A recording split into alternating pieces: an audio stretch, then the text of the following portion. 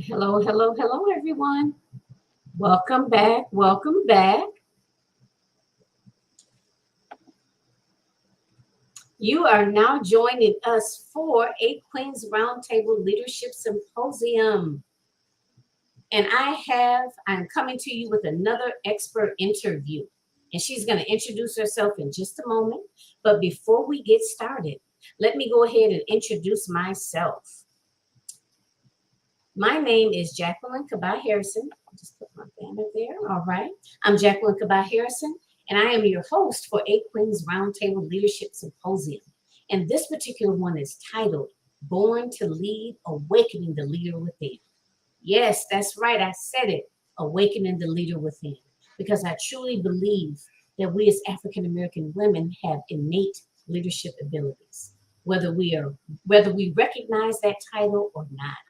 So please, if you have not done so already, go ahead and grab a pen and a pad and get ready for the different nuggets that you're going to receive to help you upscale or scale your girl boss work or your girl boss business, right? Whatever you're doing, I don't care. Whether you're doing summit, whether you are an author, whether you have your own show, I want you to rock it. And I want you to continue to scale. I want you to walk in your purpose and accept your crown as a leader. So without further ado, I'm going to introduce Dr. Karen Hills Pruden. Go ahead, Dr. Karen, introduce yourself. And let me just say again, it is such an honor that you have taken a seat at the Queen's Roundtable. Go ahead, Dr. Karen Pruden. Yes, hello, and thank you so much, Jacqueline, for inviting me. This is exciting. I am Dr. Karen Hills Pruden, and I am known as the C-Suite Career Elevation Strategist. And so I particularly work with female middle managers seeking senior leadership positions and entrepreneurs. And so I'm not sure how deep Jacqueline want me to get in the intro, so that's all I tell you for now, and I'm sure you'll learn more about me later. Yes, well, thank you so much for being here. And ladies, this is to help you be able to level up your leadership skills. And some of you are natural leaders, but for whatever the reason, you're kind of shrinking in the background. You want to work, behind the scenes, and you're not really ready to see yourself as a leader, right?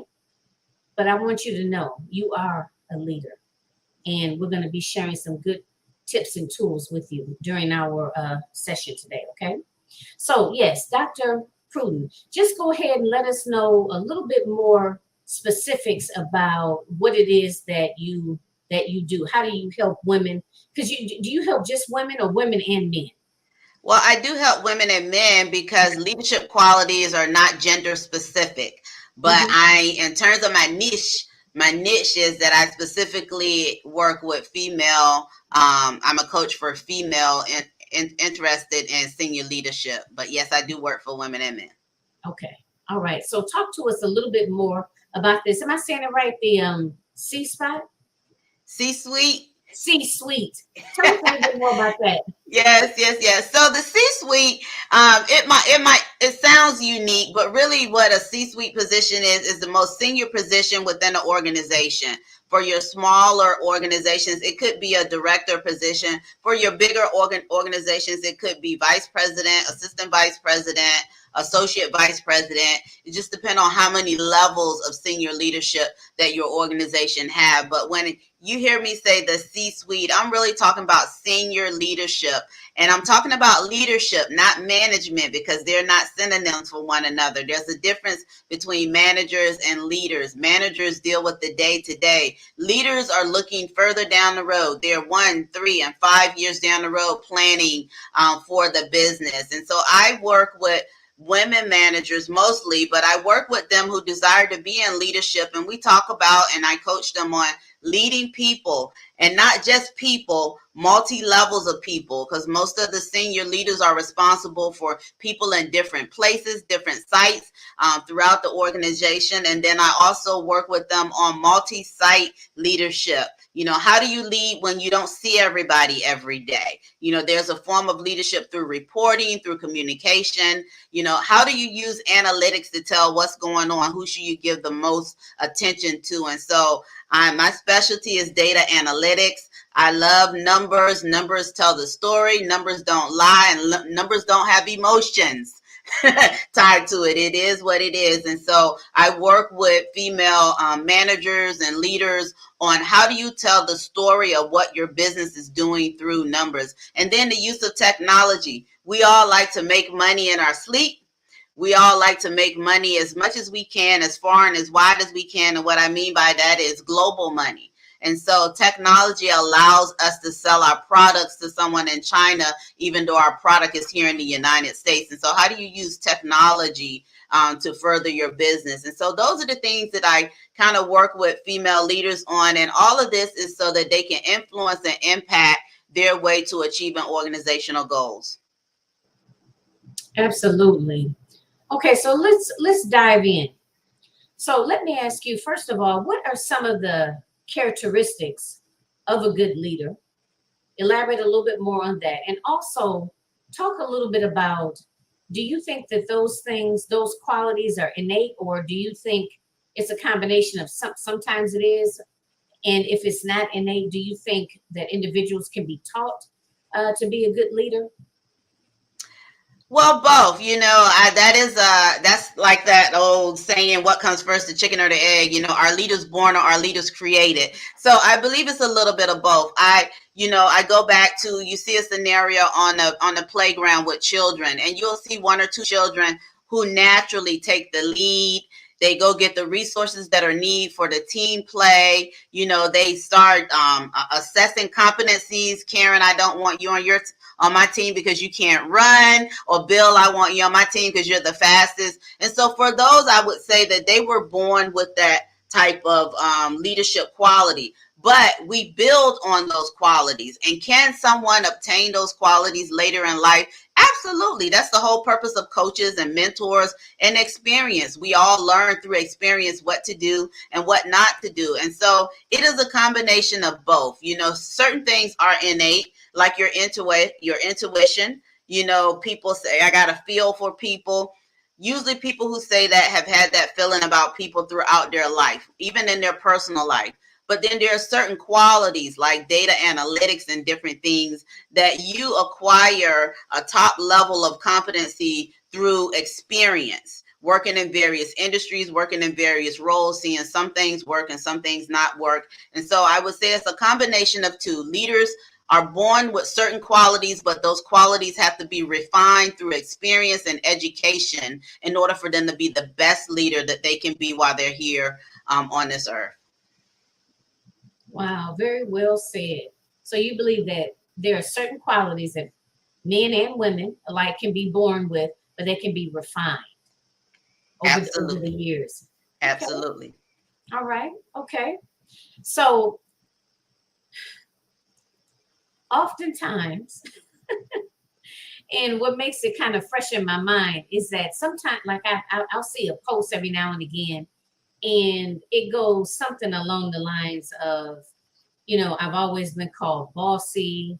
I don't know. I'm trying to think, what are some of the other adjectives that people use to describe women that basically, they're basically sometimes leaders, right? Bossy, maybe very opinionated, very assertive, you know, some of those different things. And I'm just sitting there, I'm thinking like, I definitely, you know, I've been called that from time to time. And I definitely know some other women that those types of adjectives have been used to describe them as well. And I guess the nut and bolts of the post is that, hey, I'll accept it. You know what I mean? You know, like if you use like a kind of a, you know, maybe slightly derogatory adjective for it, we can turn it into something positive. Maybe bossy. I don't look at myself as bossy, but I'm assertive, you know. So I just always find that kind of interesting. And I just think it's interesting, and it's also good to talk about, just to kind of hear what some other people's thoughts are about those types of posts. So I guess if you could touch on that a little bit, like what do you think about some of those different terminologies that are often used to describe women? I guess women leaders. I guess. I've heard about them. I've seen them. I haven't been called any of those things to my face, but I've heard about them. But I'll say this to that. The reason why there's so many negative connotations to women and leaders is because leadership is still majority men. The more women that you see who go into various workspaces, who excel up to leadership, then I think that those type of biases will change. But again, because leadership is mostly male, and unfortunately it's mostly Caucasian males a lot of times, then when that one female leader who happens to make it up there, because a lot of times I'm the only female senior leader, and I'm only the only female senior leader of color. So they get 2 for 1. I'm the person of color and I'm the female as well. As you get more and more individuals in senior leadership who are still women, because I also believe that as females leaders, we don't have to act masculine. You know, we can still be caring, we can still be loving, we can still be respectful, we can still be all the things that people know women to be, and still be good leaders. And that will set us apart from the men. But I think what will change all those biases is that we need to, my drive is to get more women in senior leadership who want to be in senior leadership. And I want them to not only get in the position, but retain it for as long as they want to retain it. And so the more women who hit senior leadership, the more that bias will kind of start to pivot, because it'll become more of the norm when you have more people there. But as long as, women are an anomaly in leadership, then of course you're going to have those type of biases. Right. I totally agree with you on that. And I like how you mentioned that that just because you're a leader doesn't necessarily mean that you have to have more male dominated characteristics, I guess, that you can still be or embody a lot of those quote unquote, that feminine energy, and still be an effective leader. So I'm really glad that you brought that up.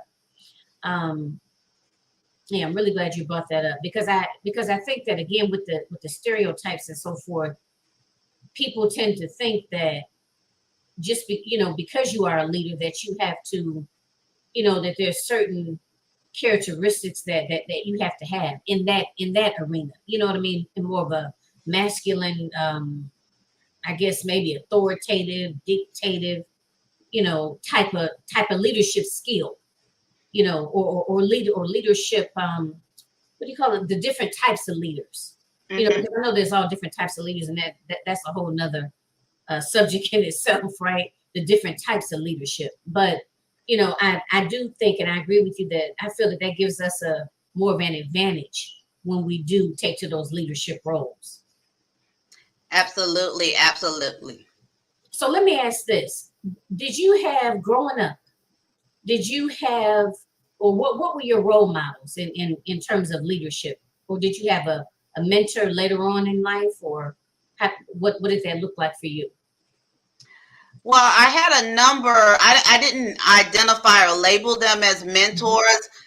When you're a child, you look at the environment around you. I came from a family of working women.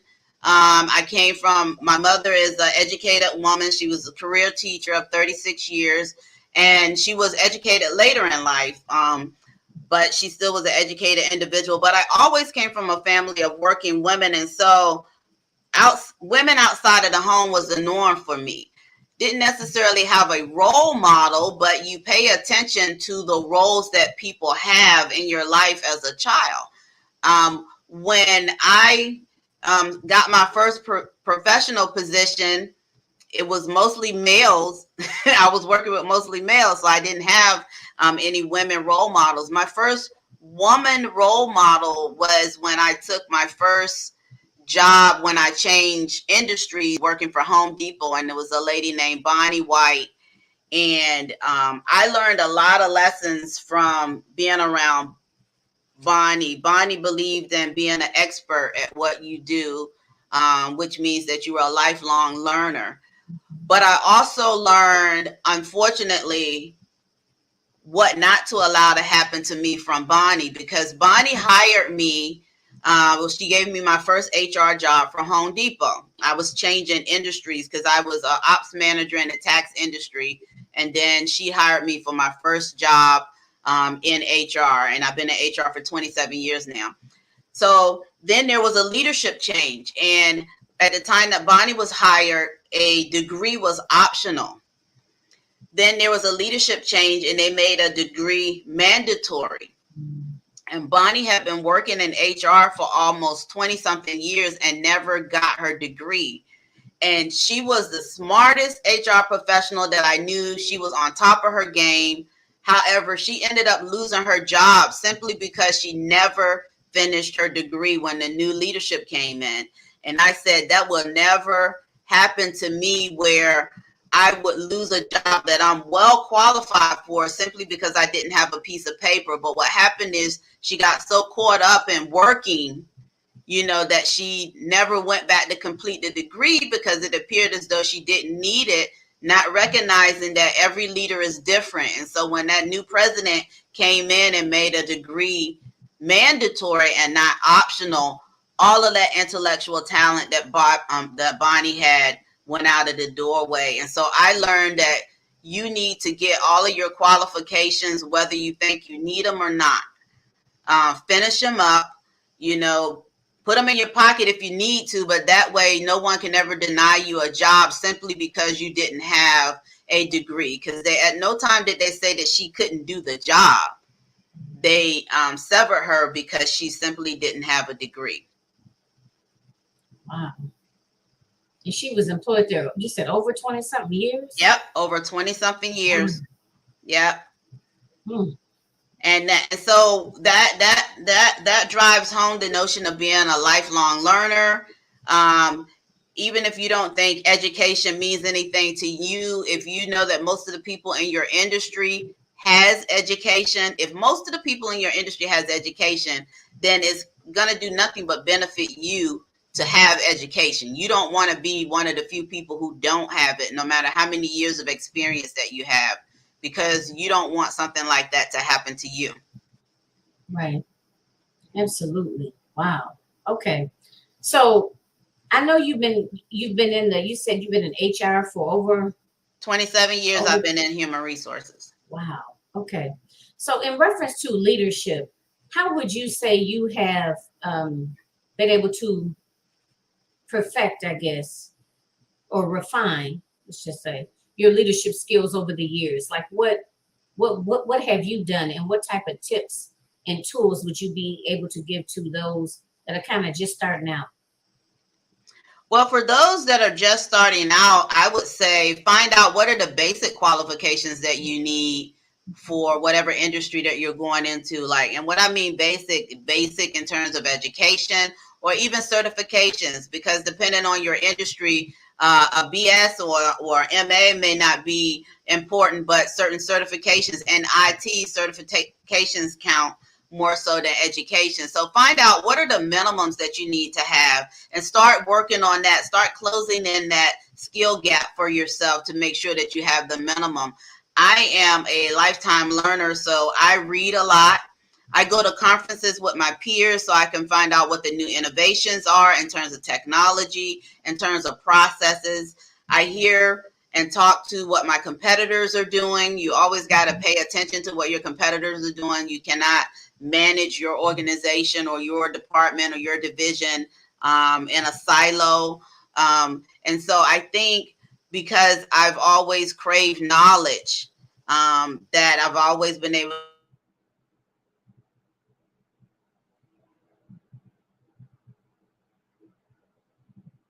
Uh-oh, she went out. learner.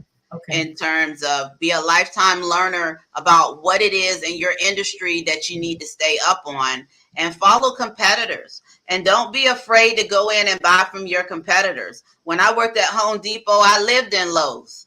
I walked through Lowe's aisles all the time, because that's how you're going to know how they treat their people. You're going to, because we pretty much have the same products you buy from from the same place.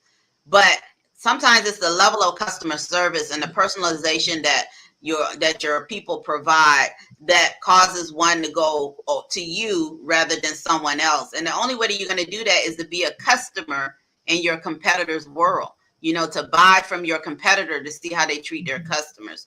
And so that's what I would tell a professional is, don't be afraid to educate yourself, be a lifetime learner, and know who your customers are, and don't be afraid to know who your competitors are, and don't be afraid to be a customer of your competitor, so that you can always stay abreast of how they're treating their customer and clients. Okay.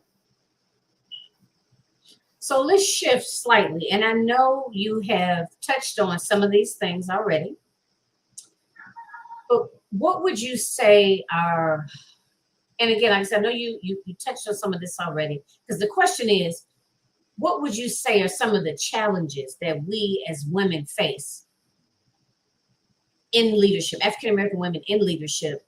And or so if you want to expound on that a little bit more, or if you maybe can share with us a couple of challenges that you may have had personally as far as being an African-American woman in the leadership role.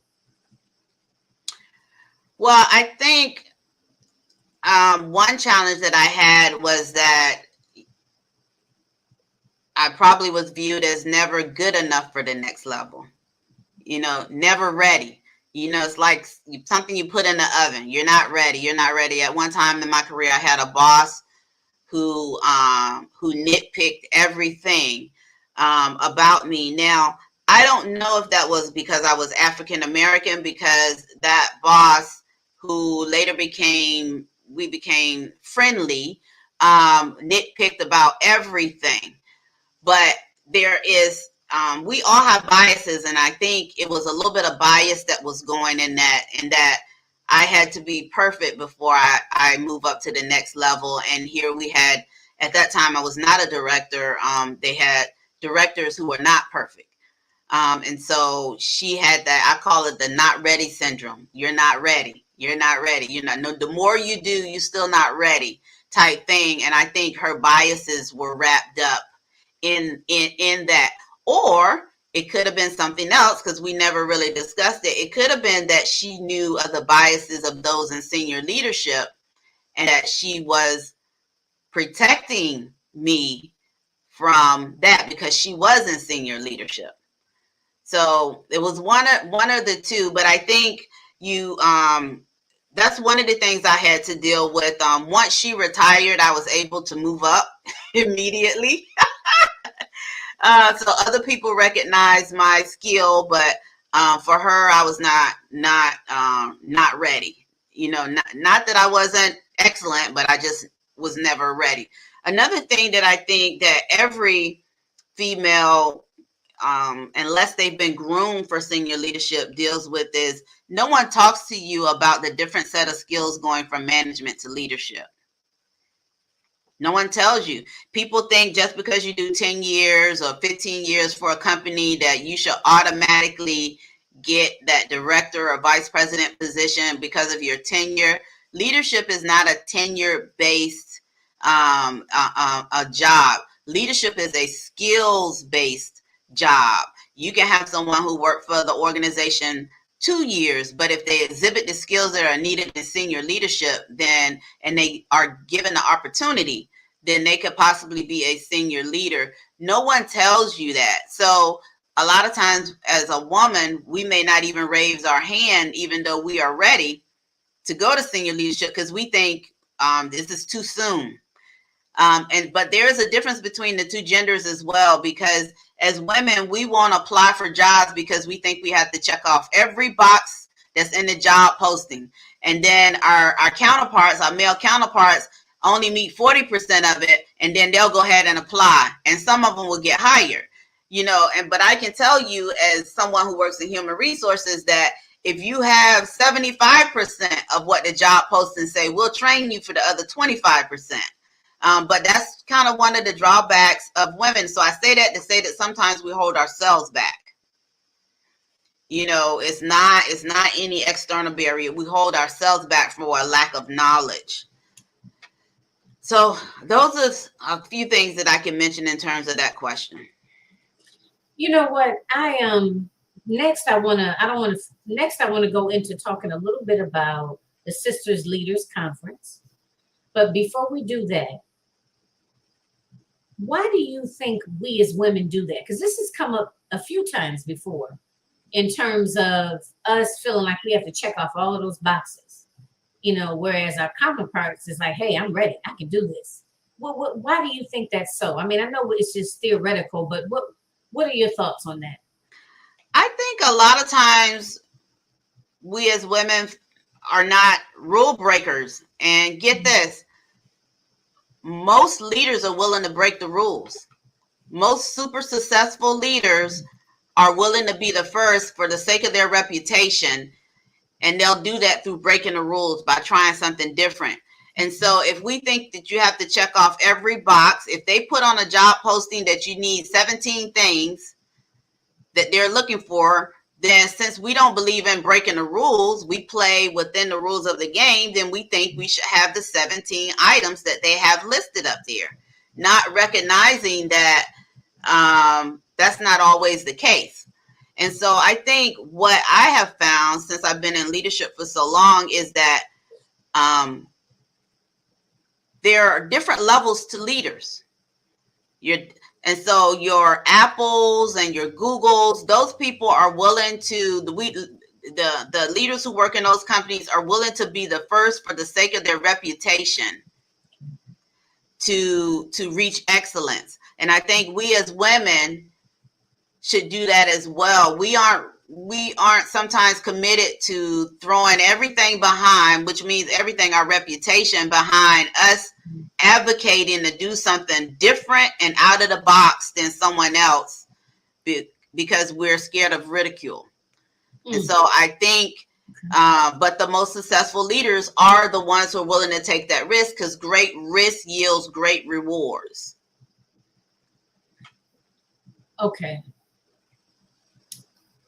So would you say, because my area of expertise is confidence, self-confidence, and helping women to build their self-confidence, which really, in essence, is how you feel about yourself and your abilities.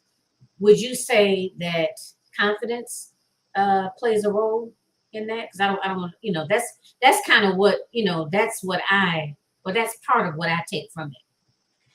I think confidence plays a role, but I don't think confidence is always it. I think sometimes you have to look around you and see that it's possible. Sometimes we're looking for some type of confirmation that it's possible what we want to do. So we won't even try to do something unless we see it's possible by someone else either walking that path or walking a similar path. And so I think you need to have confidence to know what you bring to the table. But I think a lot of people are waiting, instead of you being the first one to pave the way to make a suggestion about something, you're waiting to allow another woman to pave the way for you as a woman leader, when you probably need to be that front runner. It's your time, it's your voice, and you have the talent to back it all up, but you're waiting for someone else to speak and pave the way for you when you are the pave maker. You are the way maker without sounding biblical. And I think, I don't know if that's confidence or, again, because there's so many lack of women senior leaders. Once women reach a certain level, they are not willing to jeopardize their reputation for doing something that hasn't been done before. Okay. Yeah, I think it definitely plays a role. And as well as, like you said, when we look around, it's not a lot of us. You're at, tables with these Fortune 500 companies that a lot of women that have online businesses have been, basically running things for years, Mhm. but like you said, they're at a table with a lot of other people that really don't look like them. So yeah, that I agree. I think it has to do with how they feel about themselves and basically what they feel is possible. A lot of times you may not feel it's possible because you look around and you don't see a lot of people that look like you in those type of roles. And two, it may be the way you grew up. Maybe you didn't grew up not seeing a lot of women in leadership. You know, um, Absolutely. like I know me, I growing up, I never nobody in and this I'm kind of going over into entrepreneurship now. I mean my dad was a real estate broker, but really outside of that, I didn't see we didn't have any entrepreneurs in the family, and it wasn't even really talked about as if it was even possible for a woman to do such things, much less be a leader. So I think a lot of that plays a role in it, and then I think some of us are kind of like thrown into that role, so to speak. And I think you were there when we did the panel, that some of the women are clearly leaders, but they didn't really see themselves as a leader. Mhm. It's kind of like almost I just get this vision of just like someone, like a lot of women in back of them just kind of pushing them out into a circle. Like, yeah, go out there, go out there. And they're like, wait a minute, me? What do you mean? I'm not a leader, that kind of a thing. So it's like some of them, they're kind of reluctantly accepting that leadership title, So I think it's a lot of different factors that play into that, which is why I like to have these conversations, Yes. So, all right. So what I want to ask you now is the Sisters Leaders Conference.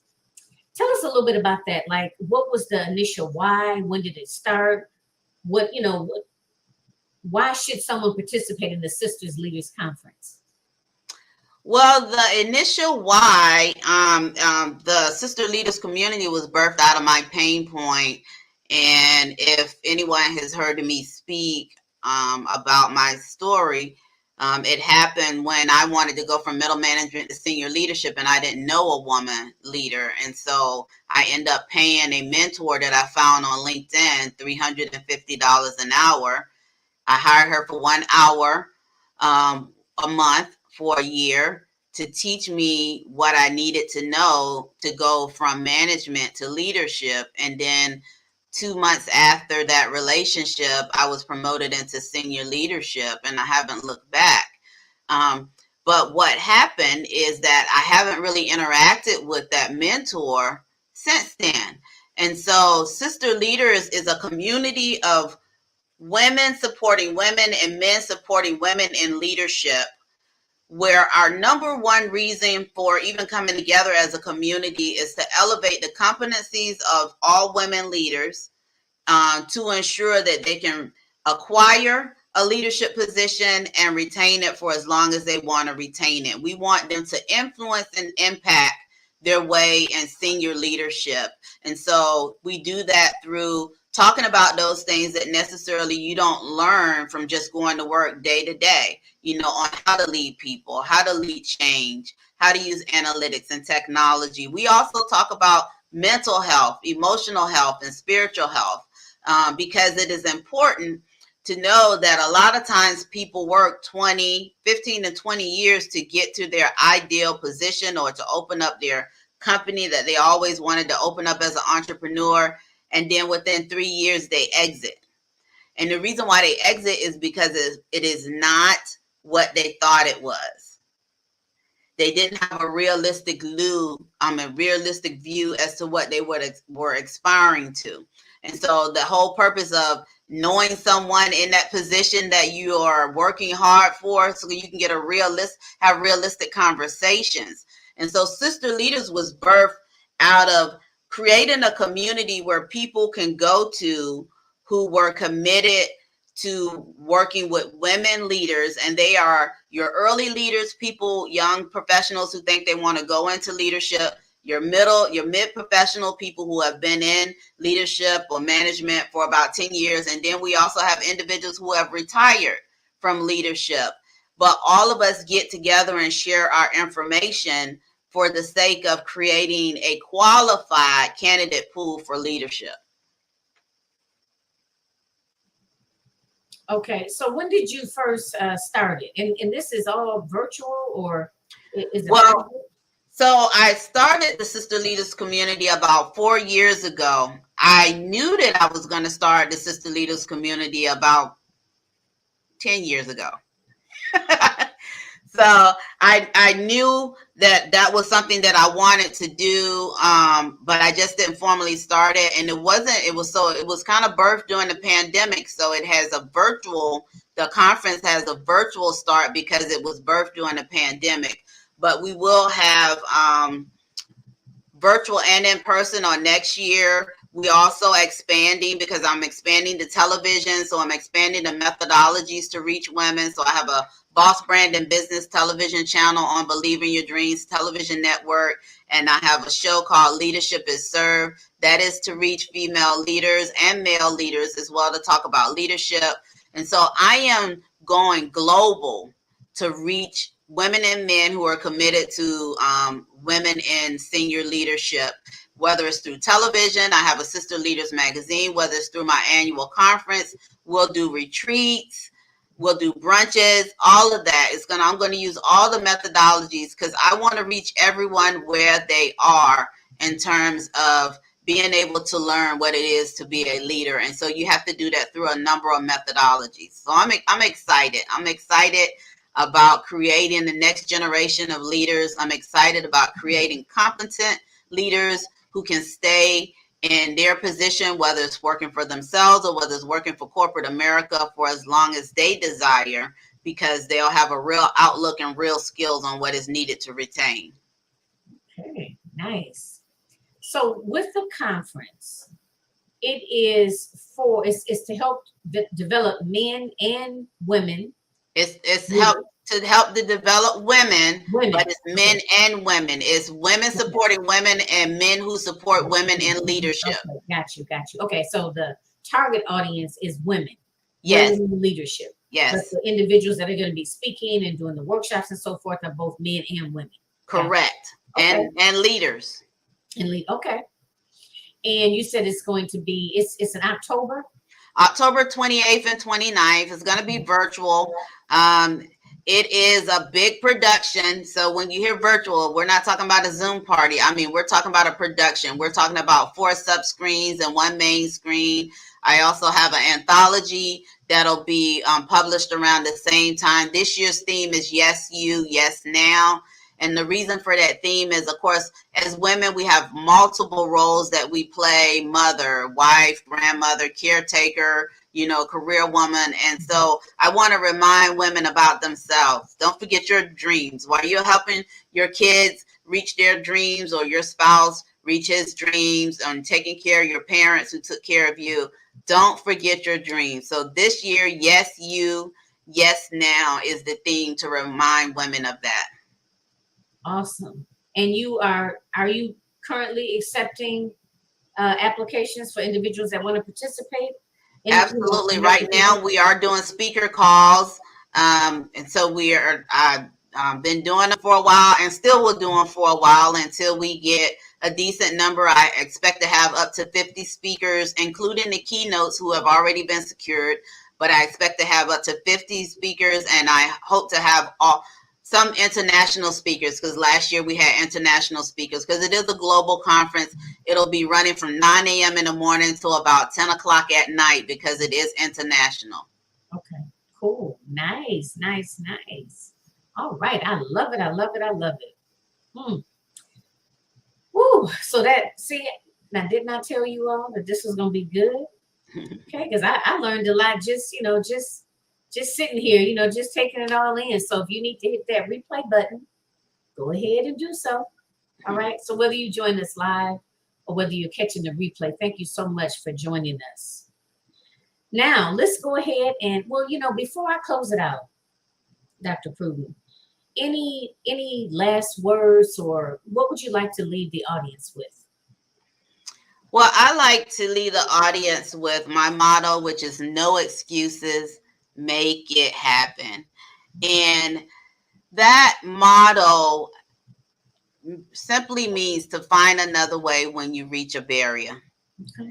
You know, keep your goals. Don't dismiss your goals so quickly. Don't think it's not you. Don't think it's not your time.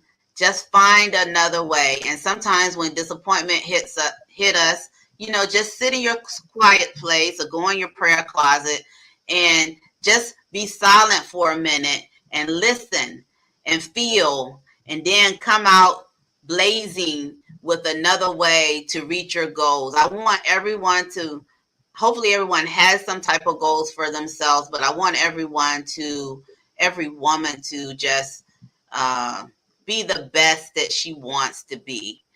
And you can be the best for others in addition to being the best for yourself as well. So no excuses, make it happen, find another way. That's right. I love it. I love it. I guess for me, when I get discouraged, I go back and look at like old to-do / journals, if you will. And I look and I say to myself, wow, I have come a long way. You know, so, and it's a whole little pep talk that I have with myself. Like, girl, you know, you're not quitting now.